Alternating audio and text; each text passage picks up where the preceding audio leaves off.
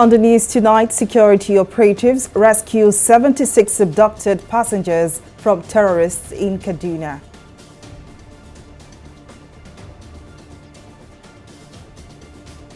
Ekiti Assembly impeaches Speaker Aribi Shogun 6 days after election. And PDP G5 forms integrity group says doors are open for reconciliation but insists on Ayo's removal.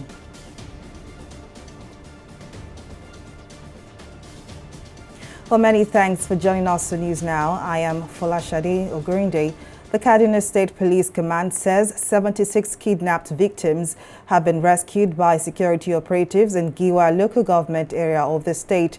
Spokesperson of the command, Mohammed Jalige, said the victims were passengers from Sabon Bini, LGA of Sokoto State. Jalige said the passengers were traveling to different destinations when a large number of bandits blocked a section of Funtua Zaria Road at Gubala area of Giwa, LGA, and abducted many commuters. The police spokesperson also said a combined team of police and military were immediately mobilized to locate the clear directives to dismantle the road blockade, root out the armed miscreants, and rescue any victims they may have abducted. Kaduna Police Commissioner Yakini Ayoku also reviewed that rescue effort was achieved through the collaboration of the security agencies. Ekiti State Assembly Speaker Gboyega Aribi Shogun has been impeached and suspended indefinitely by members of the Assembly. 17 out of the 25 members impeached the Speaker and elected Olubunmi Adelugba as the new Speaker. The Assembly complex had been sealed as members were embroiled in a controversy following the death of the former Speaker, Fumuniyi Afuye. A month after his demise, the Parliament held an election and Aribi Shogun, who is the representative of Ikole 1 constituency in the Assembly and a two-term lawmaker, emerged. Speaking in a televised interview, Aribi Shogun accused the immediate past governor of the state, Kayode Fayemi, of working with members of the state legislature to impeach him. Still on party politics, 5 governors of the People's Democratic Party, PDP, who have described themselves as a G5, have met in Lagos as a division within the PDP lingers ahead of the 2023 elections. The G5 governors include Nyesom Wike of Rivers State, Seyi Makinde of Oyo State, Benue State Governor Samuel Ortom, Okozie Ikpeazu of Abia State, and Enugu State Governor Ifeanyi Ugwoanye. The governors say their group will now be known as the Integrity Group and reiterated that they are open to reconciliation talks. Our correspondent, Mary Kanu, has the details in this report. The crisis rocking the People's Democratic Party continues to linger despite several interventions by party leaders and stakeholders. 5 PDP governors have been at loggerheads with the party's presidential flag bearer Atiku Abubakar over the refusal of the PDP national chairman Iyorchia Ayu to resign, hence the formation of the G5 group. The group, led by Rivers State Governor Nyesom Wike, have met in Lagos State after residence of the party's former Deputy National Chairman, Bode George. The group was accompanied by the former governors of Ondo, Cross River, Ekiti, and Plateau states. The meeting, held behind closed doors, failed to reach a decision on the next line of action and who to support as the presidential candidate in the 2023 elections. Briefing newsmen shortly after the closed-door meeting, the former governor of Plateau State, Jonah Jang, said the group is still open to consultations. Have decided to stand on the decisions we took on last Accord meeting,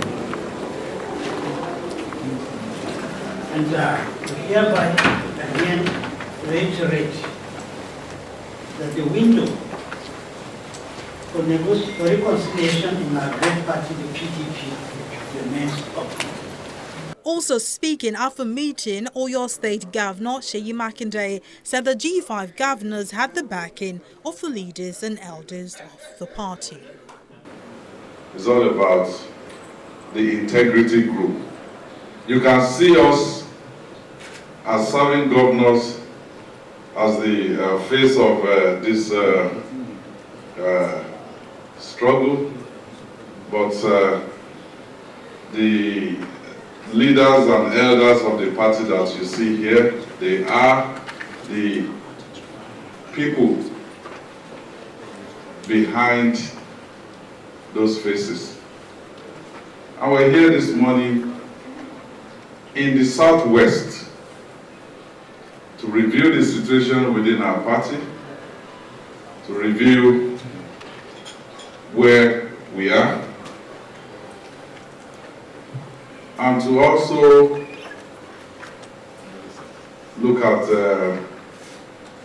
what is going to happen with the coming elections. Over the past few months, Wike and his allies have been calling for the resignation of Iyorchia Ayu as the party's chairman, citing that Ayu and Atiku Abubakar, the party's presidential candidate, cannot come from the same region. However, Ayu has insisted that he would not resign his position on the basis of the demands of Wike's allies. Mary Kanu, TV360, Lagos. Well, to give better insight into the developments surrounding the PDP, Adetokunbo Pierce, member of the Atiku Abubakar Presidential Campaign Council, joins me now. Thank you very much for joining us. Now, the aggrieved governors said they are open to reconciliation. Would you say the PDP presidential candidate, Atiku Abubakar, is not interested in the negotiation path? And how do you see this affecting the party? Since the beginning of this misunderstanding, Atiku has been open for reconciliation. So when the 5 dissident governors say they are open for reconciliation, what they're saying is they're open to have their conditions met. That is not negotiation, that is not reconciliation. It's unfortunate. We're not happy that some of our governors are not on board with the presidential campaign, and we know it will affect the results of the presidential of our candidate. However, this is part of politics. Politicians are defined as here today, gone tomorrow gladiators. These two will pass. The terms of some of them will be over in a few months, and this whole thing will be history. And by the grace of God, with the superiority of the message Atiku has, and the level of integrity of his candidacy, the Nigerian people, the Nigerian voters will vote him in as the president, and that is what we need. We just need him to carry his message to the people, and the people are convinced of his 5-point agenda. They will vote for him. Now, the 2023 election is just around the corner, but with this level of disunity in the PDP, are there concerns that this rancor would affect the performance of the PDP in the election? Do you think, all of this internal crisis is enough to convince the electorate that the PDP is the best candidate or is the best party to vote into power next year? I think what the electorate wants is the candidate, a presidential candidate who has a plan to rescue Nigeria from poverty, from insecurity, from disunity. And Atiku's 5-point agenda: 1, unify the country by being fair to all sections. 2, to secure the country by increasing the number of police and also making sure that there's zero tolerance for terrorists. And 3, promotion of education as the foundation for growth in any country, and the economy, by diversifying the economy, making sure that each region has an opportunity to use its God-given resources to develop, and also restructuring the state so that we will develop our federating units, decentralized power, so that everybody will be included. Once the Nigerian people hear this is what they want to hear. They don't want to hear about the problems in PDP and the problems in APC. Those are party issues, those are internal issues that have nothing to do with the need to improve the quality of life for Nigerians. So, but you know what they say about a divided house. Yes. But you know what they say about a divided house. Do you not think these issues are actually big enough to cost the PDP the presidential race? Because we've seen some of the activities of the Rivers State governor, and are you not concerned that some of these activities could hamper the ambition of the PDP in next year's election? No political party in the world where there are no divisions, where there are no disagreements. We just manage what we have, and by the grace of God, with the message, the quality of proposals that Atiku has for Nigeria, our divided house will not be enough to destroy us. APC is divided. They have a lot of problems. Their candidate for president is also fractioned. So therefore, what we are talking about here, about our divided house, yes, it's true. But out of we have 13 governors, 8 of them are on board. 5 of them are not on board. We still have the majority there. Very soon we'll have a 14th governor in Osun State. Therefore, 9 out of our governors are with the party, 5 are not. We're ready to move on with the majority to coast to victory, because what is most important is not to divert attention from what is key. It is to repair Nigeria that is most important. We will continue to have division in every political party. That is the nature of politics. So well, definitely. Is this much you can take on the matter, Mr. Ade Tokunbo Pierce? I'm sorry to interrupt you there, but is this much you can take? It's definitely a wait-and-see situation in next year's polls. But Ade Tokunbo Pierce, member of the Atiku Abubakar Presidential Campaign Council, thank you very much for your time and your contribution. Moving on, Rivers State Governor Nyesom Wike has pledged to provide logistic support for the campaigns of the presidential candidates of the New Nigeria People's Party, NNPP, Rabiu Kwankwaso, within the state. Wike made this known on Monday when the NNPP candidates inaugurated the Ngba Townwo internal roads in the Unoha local government council area of Rivers State. Wike, chieftain of the People's Democratic Party, who invited Kwankwaso to the event, described him as a man of integrity who means well for Nigeria. He further said the former governor of Kano State has what is required to put Nigeria together, adding that it is unfortunate that there are no longer members of the same party. Integrity is very, very important. Whatever you tell me, do.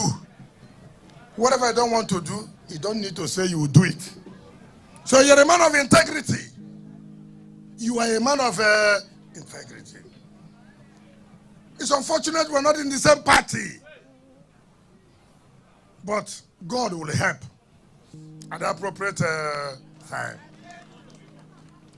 God will help. People like this are people that should talk about leadership of the country. Yes, I have no apologies to make to anybody. I said it to Peter when he came. And I want to also tell you that if you are coming for campaign here, I will give you the logistic support for you to campaign. We found ourselves in a party that we helped to build.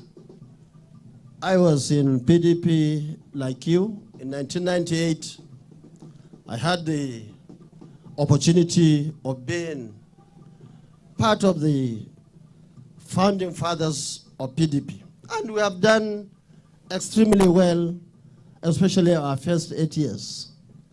Unfortunately, as the time went on, many things started to go wrong. And unfortunately, some of us saw what Your Excellency did not see in time.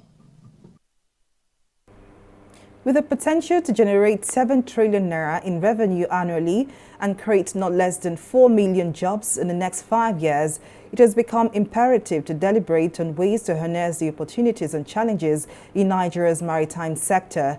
Dubbed the blue economy, the Minister of Transportation, Muazu Sambo, identified sustainable financial models as a key to building maritime infrastructure and assets. Speaking at the Nigeria International Maritime Summit held in Lagos, Sambo also disclosed that Nigeria's maritime sector has achieved some enviable strides, such as curbing piracy on its waterways and on the Gulf of Guinea. He added that since the commissioning of the Deep Blue project in 2021, Nigeria has not recorded a single incident of piracy. Is a critical driver for unlocking the potential of the blue economy in Africa and in particular Nigeria. Sustainable financing models are therefore important to build critical maritime assets such as shipyards and ports across the country. Similarly, the discussions within the global community on the need to reshape the way the shipping industry operates in the face of current and future challenges ranging from a changing climate and the need for rapid decarbonization by 2050 cannot be overemphasized.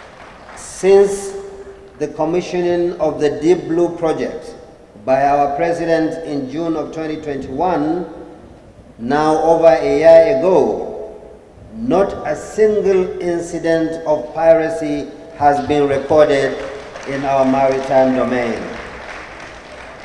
Automation and digitalization are also critical to shaping the future.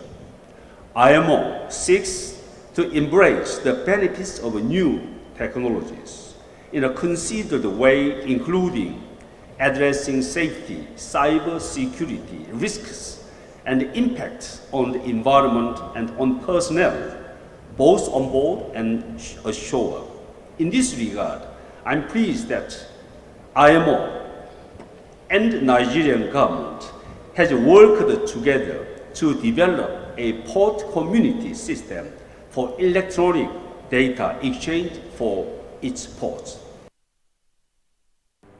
We'll take a break here, but still to come, China announces first COVID-19 death in almost 6 months. Details of the story and more right after this break.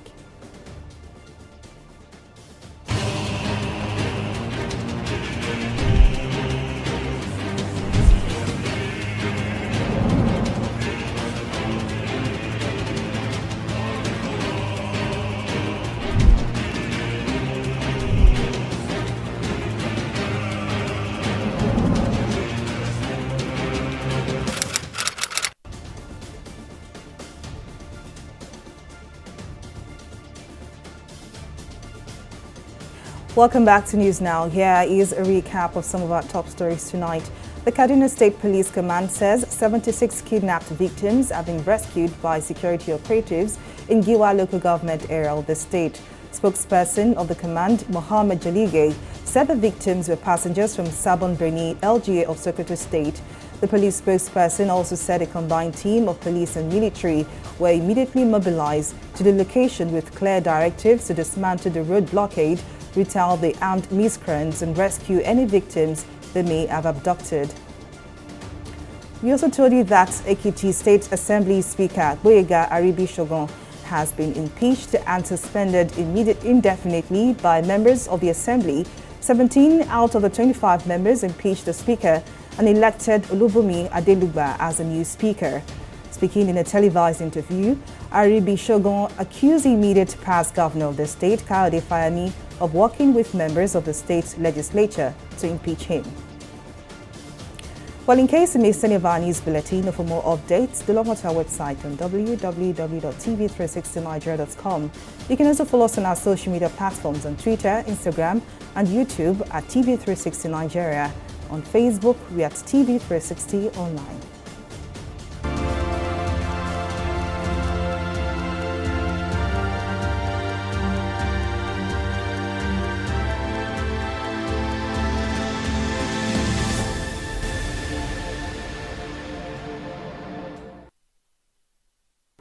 China has announced its first new death from COVID-19 in nearly half a year.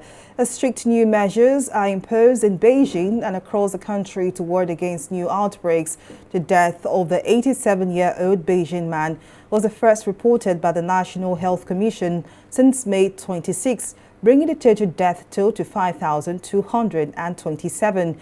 The previous death was reported in Shanghai, which underwent a major springtime surge in cases. The country also announced 24,250 new cases detected over the previous 24 hours, the vast majority of them asymptomatic. We'll take a breather and return with more stories in business. To stay with us.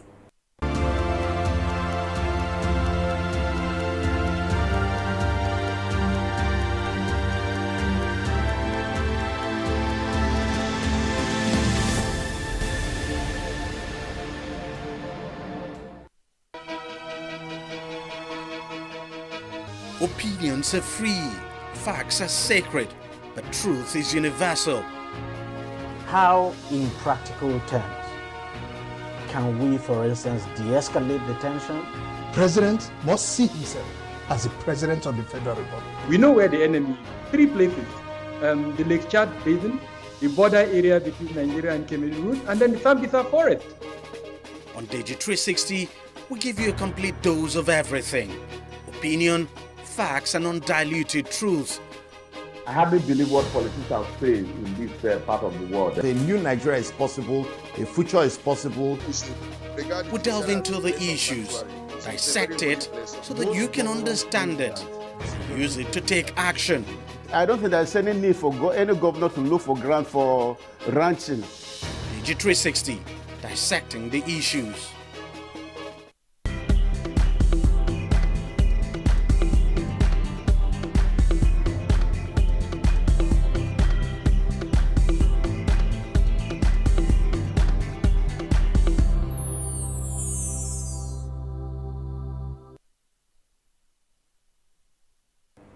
Welcome back. Well, we have Abisola Adebayo standing by to bring us up to speed on the latest in the world of business. Abisola, over to you. Thank you very much, Folashade. Welcome to Business News. The federal government has announced that it would award contract for the provision of broadband infrastructure in various sectors across the 6 geopolitical zones on Thursday. According to a statement signed by the Director of Public Affairs Nigeria Communications Commission, Ruben Moka, the projects are expected to be completed within 6 months from the date of the award. He added that the projects about to be awarded were approved recently by the Federal Executive Council following the presentation by the Minister of Communications and Digital Economy, Issa Pantami. Well, we'll take a break now and return with stock market report.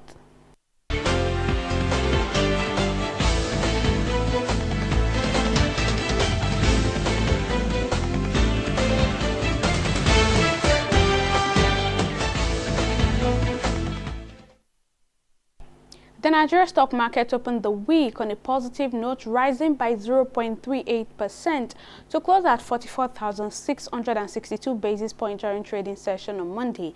At the end of the day, investors on the floor of the NGX gained 93 billion naira to close at 24.32 trillion naira. Moving on to the top gainers, Nigerian breweries led the Advancers League after its share price increased from 41.25 naira to 45.35 naira, adding 9.94%. NEM Insurance followed suit, rising from 3.75 kobo to 4 naira 12 kobo today. On the flip side, as our top losers of the day, J-Paul Gold and ICO Insurance Company led the losers counter as they recorded a combined 5 kobo loss.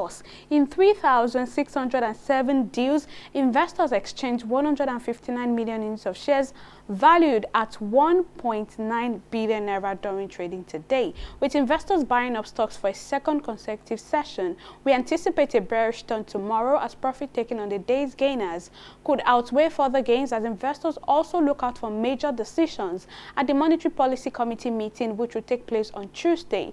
Moving on to the foreign scene, the FTSE, the Dow Jones and the Nikkei. The FTSE slipped on Monday, aided by weaknesses in commodity-linked stocks as COVID-19 curbs in top metal consumer China and a stronger dollar weighed on the global mood.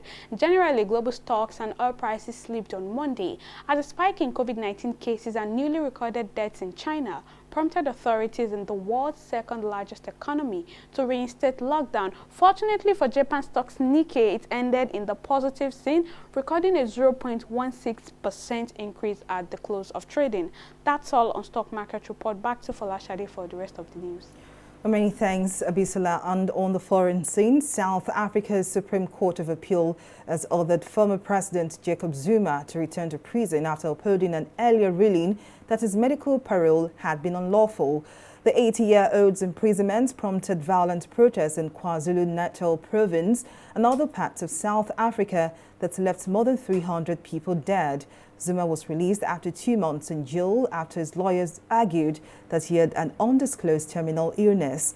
In their unanimous judgment on Monday, the judges said that prison authorities should decide if the time the former president has unlawfully spent out of prison should count towards a sentence or not.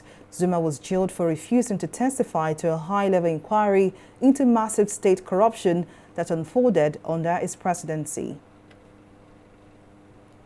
In sport, former Super Eagles goalkeeper Peter Ida has backed Qatar's ban on alcohol in stadiums at the ongoing World Cup.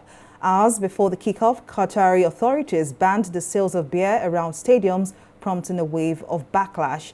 Despite the backlash, Peter Said backs the move, saying fans and the football world in general should respect other people's culture, adding that fans who want to drink beer should do that after the games and respect the traditions of the host nation. Well, it's a day 2 of the World Cup, and matches have been ongoing as African nations whose countries will be represented at the World Cup are set to cheer their team on. Joining us on the news to speak more on the ongoing World Cup is Enito Badina, sports analyst. Thank you for joining us. Now, with this backlash from Qatar's ban of beers, which was a last-minute decision, some would definitely argue that. Do you agree with the ex-goalie Peter Said that the move to ban beers at the world-class event was a good one? He basically explained everything that needed to be said about the issue. When you're going to Rome, they say you behave like the Romans. Not just about Qatar. Now, if we expand this conversation, you see that most stadiums try to curb, most international leagues try to curb the incidence of alcohol, because when you take too much alcohol, fans tend to misbehave and cause a lot of havoc in games. So it's not like it was a total ban that they were not going to drink. They are not going to drink alcohol at all around. I was basically some particular portion of the stadium, which most European leagues also put into focus, that you cannot bring bottled drinks and some certain things into the stadium. You can only get it outside, this is what the Qataris did. In some places they've designated for people to take alcohol. So I don't see why there's a backlash. It's just the West kicking against the fact that they never liked in the first instance that Qatar got the rights to the World Cup. And so there is nothing, like the FIFA president said, not drinking beer for 90 minutes or thereabouts will not be the end of the world. And also it helps to put all the fans in a sober mood to enjoy the beautiful game. Now let's move now to the mainstay of this conversation. The Super Eagles missed out on this World Cup, and Africa's representatives are Cameroon, Ghana, Morocco, Senegal and Tunisia. Which team would you say will Africa be proud of at these games? Quickly tell us your perspective on that.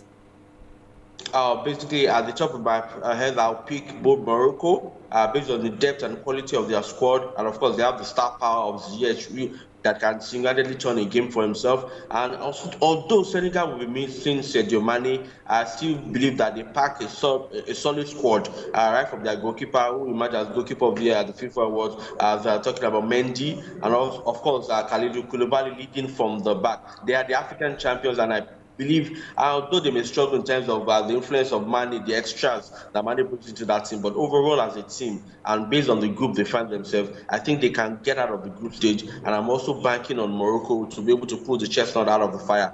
Those are my 2 picks. My dark horses for Africa will have to be Ghana, though they lack the depth. But their first 11, based on their work, Coach Ado will drop, should be able to deliver at some stage. But it's a tough call for them. Well, Enito Badina, sports analyst, thank you very much for your time and your contribution. And it's a wrap on News Now. Many thanks for watching. I am Folashade Ogurinde. Bye for now.